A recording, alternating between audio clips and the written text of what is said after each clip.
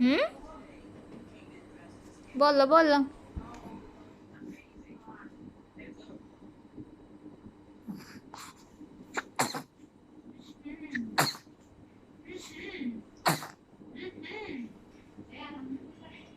আলহামদুলিল্লাহ।